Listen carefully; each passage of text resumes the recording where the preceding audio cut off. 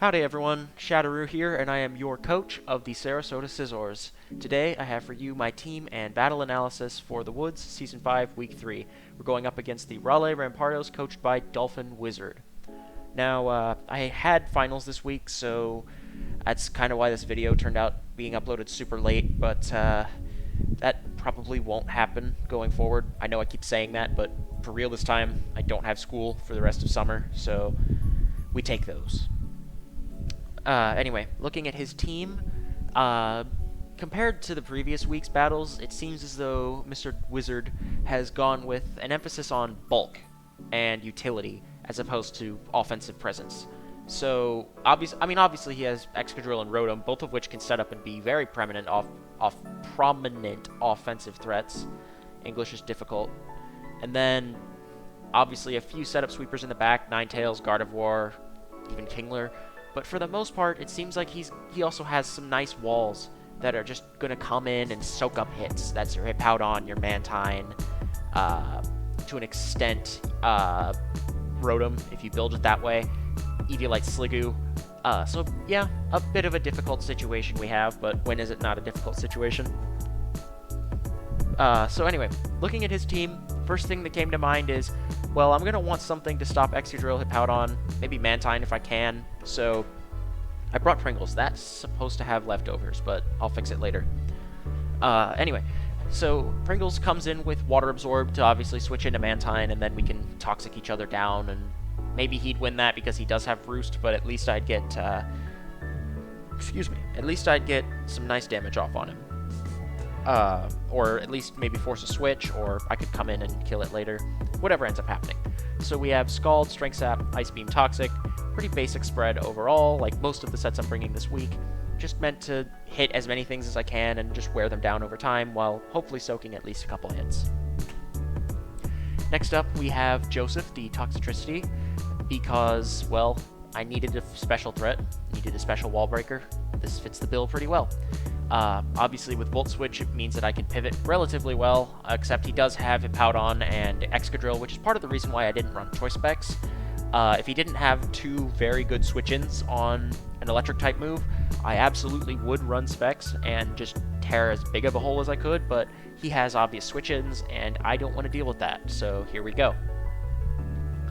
Didn't feel the need to run Scarf either, because he's not that fast aside from a few specific threats, and to be honest, again, don't want to be choice locked. Next up, I figured, well, I really need a win condition, and there's a few mons that I think I can set up on. Probably not Hippowdon, because they usually run Whirlwind, but maybe Mantine, or, I don't know, maybe Gardevoir I can counter set up. So I figured, well, Mew can probably do some work with Sub-Nasty Plot. I'm running Psyshock specifically because of Mantine. I'm less concerned with Hippowdon, because if it comes down to a 1v1, I could probably beat a Hippowdon with Sub-Nasty Plot. Maybe not, though. We'll see. It does still do a lot of damage, but I'd really, really rather not get walled out by Mantine, which can really soak some special hits. I think better than Hippowdon can soak physical hits. I don't know, but either way, it's mostly relevant, especially considering he does have a few special threats as well. And if he's running Gardevoir, this is better. I do need that Earth Power for some coverage against like Excadrill, that sort of thing. But either way, Psyshock is, for the most part, I decided better. But anyway, that's our win condition for this week. If this thing goes down, we probably struggle a lot more, because his team is actually built for attrition, a lot better than mine is. But anyway, moving forward, we have Cujo the Pangoro, with Life Orb this week running Iron Fist, with Drain Punch, Knockoff, Earthquake, and Parting Shot. I'm really partial to running Parting Shot on Pangoro. I think this Pokemon is a decent pivot, can really bait in some nice fairy types, can just maybe soak a hit, kind of, if you build it correctly, but anyway, it's nice to have Parting Shot available to me to cripple something that might come in on me. Maybe Toxicroak decides it wants to switch in and, I don't know, hit me with close combat or something like that, or anything like that, really. Obviously, Drain Punch and Earthquake are just nice, Drain Punch and Knockoff are just obviously nice stab moves to have, do nice damage, cripple the opponent, that sort of thing, and Earthquake is there for general coverage. We then have Buns, Mr. Sandaconda here, with a pretty basic set. pretty basic coil set. Glare is on there specifically for Excadrill, to be honest, because, hey, it's not an electric type move. You can paralyze a ground type with it. So, Glare is there. I also have Earthquake and Stone Edge because, again, ground rock coverage, which I've mentioned before, is almost universally neutral. There's very few things that actually resist it, and looking at his draft, he doesn't really have a whole lot that can swap in on both of those things, especially if I'm set up. Obviously, Rotom-Mow is a clean swap in that just kills me and I die, but if it decides to switch in for some reason, well, Stone Edge can do some decent damage if I'm set up and he's built offensively. So yeah, not much else to say there. And finally, I needed a rocker, and I figured he has a lot of physical presence. What if I brought a screen? So I brought Bronzong, which should be named. I don't know why it's not, but anyway. We are rocking Stealth Rocks, Reflect, Psyshock, and Grass Knot. Grass Knot is obviously on there for things like Hippowdon, hits Excadrill decently, that sort of thing. I wanted to run a Steel-type move, but I'm feeling like Bronzong this week had a bit of a 4-move slot syndrome going on. I really would have appreciated having another slot to run either Body Press or Gyro Ball, but it be like that sometimes, so we're running with this one. Obviously, Ninetales is a complete free switch-in, but again, couldn't exactly build for it, didn't have the move slots, so hopefully the rest of my team can cover it. And that's all there really is to say about that. Pretty basic idea here. Hopefully wear down his team enough so Mew can come in and set up sweep. And with that, I think I'm going to turn it over to the battle, and I'll see y'all in just a moment.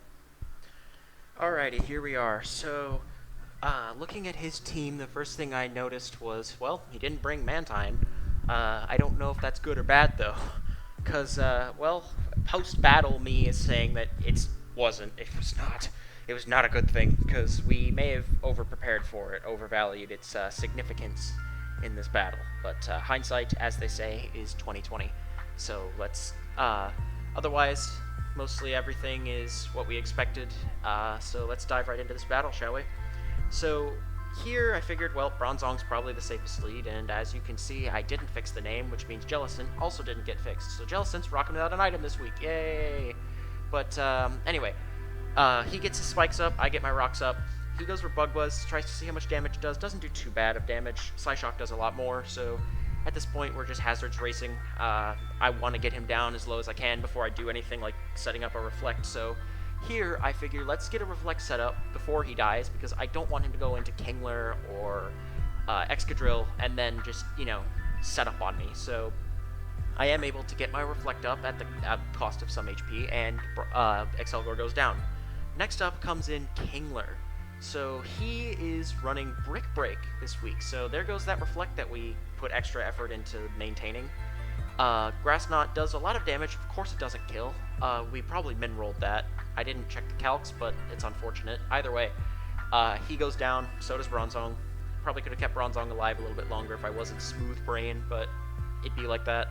So we go into Toxtricity, because I figure it's probably the safest. If he goes into really anything, it's going to take a lot from Boom Burst. He goes for Nasty Plot. So I go for Boom Burst. Like, it's going to be the safest if he goes into really anything. And I don't want anything to take an extra Earthquake if it doesn't have to, and down it goes.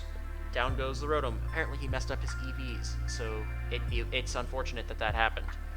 So I go into Sandaconda, like, I can probably take a hit, and no, I cannot. I don't know if he's banded or not, but that did a lot of damage. Unfortunate. So I go into Jellicent, trying to force him out, and he does get forced out, but here's where we start messing up, and I realize just how unprepared I was for Gardevoir. I underestimated this Pokemon, I'm gonna be real. He outspeeds everything on my team except Mew, and Mew can't touch him. So he goes for Moonblast, it does 59% and lowers my special attack, and I'm sitting here like, well, I guess that's it, boys. Because, to be honest, there really wasn't much else I could do. Toxtricity doesn't outspeed, Pangoro doesn't have Bullet Punch, which I should have brought over Parting Shot. I really don't know why I was so insistent on bringing Parting Shot.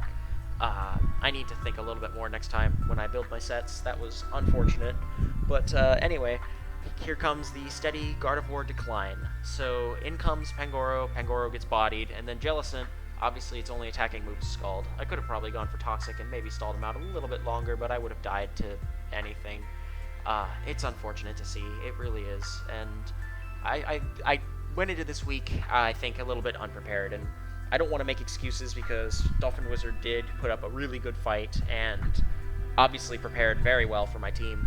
Uh, I had a lot going on this week. I don't think I was really in the right headspace to be battling. We made a lot of stupid mistakes that we shouldn't have.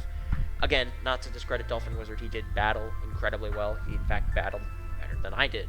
But it happens. Every week is, its own experience and a chance to learn. So I'm going to take it as that moving into week 4.